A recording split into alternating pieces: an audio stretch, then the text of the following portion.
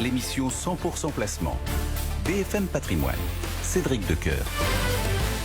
Allez, on file tout de suite rejoindre Thibaut François qui nous attend chez Fastea Capital. Bonjour Thibaut. Comment vit-on la première séance de la semaine sur l'étape de marché ? Écoutez, il y a toujours un petit peu de volatilité quand même sur le marché. Il y a 50 points d'écart entre le plus bas et le plus haut du jour. On est en petite baisse pour l'instant autour de moins 0,18 sur le CAC 40 avec pratiquement 600 millions d'euros d'échangés sur le CAC 40. Donc c'est pas si mal que ça. Il y a quand même deux tendances de fond qui se dégagent et qui sont assez fortes depuis quelques semaines et qui continuent ce matin. C'est qu'on a quand même un baril qui est particulièrement bien orienté. On a un Brent qui est au-dessus de 84 $ encore ce matin, qui gagne pratiquement 2%. Et on a aussi les taux qui continuent à remonter. Le OAT français est autour de 0,16.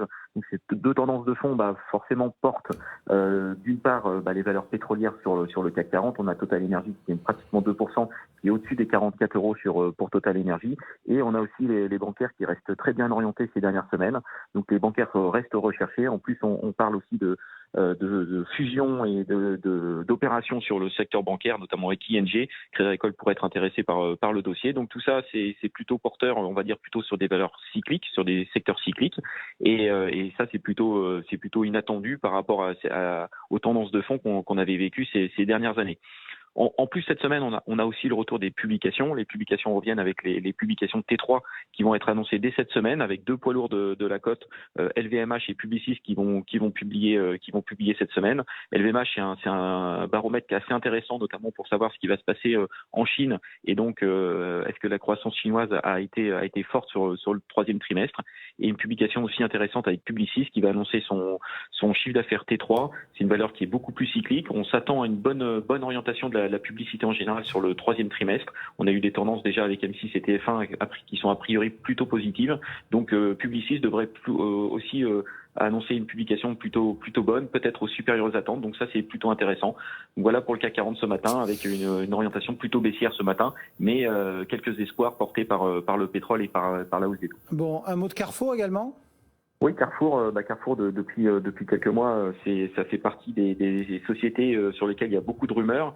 On a vu des rumeurs pas des rumeurs, même une offre de Couche-Tard il y a un peu plus de 20 €. C'était en début d'année, qui avait été refusée par Carrefour.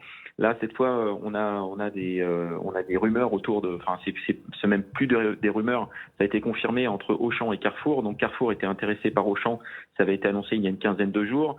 Auchan avait botté en touche. Et là, c'est Auchan qui pourrait être intéressé par Carrefour avec une OPE possible autour de 21,50 €. En tout cas, ce qui est intéressant, c'est qu'on s'aperçoit que l'offre, les différentes offres sont au-dessus des cours actuels pour le dossier Carrefour, qui va annoncer une publication T3 d'ici quelques jours qui devrait être plutôt bonne. L'été a été plutôt bon pour la grande distribution et les marges devraient être plutôt bien orientées. Donc c'est plutôt un momentum positif sur le dossier Carrefour avec des offres qui sont quand même assez largement au-dessus des 16 € qu'on a aujourd'hui en bourse sur le dossier Carrefour. Mais les offres sont nombreuses aujourd'hui sur le marché. On peut même noter la montée en puissance de Xavier Niel au capital d'Unibail. Les opérations continuent à être vraiment assez importantes sur le marché européen et sur le marché américain. Donc ça, c'est plutôt bon quand même pour les actions en général. Merci beaucoup Thibaut. Thibaut François depuis Fastea Capital. Dans le reste de l'actualité, l'Assemblée nationale entame aujourd'hui la dernière saison budgétaire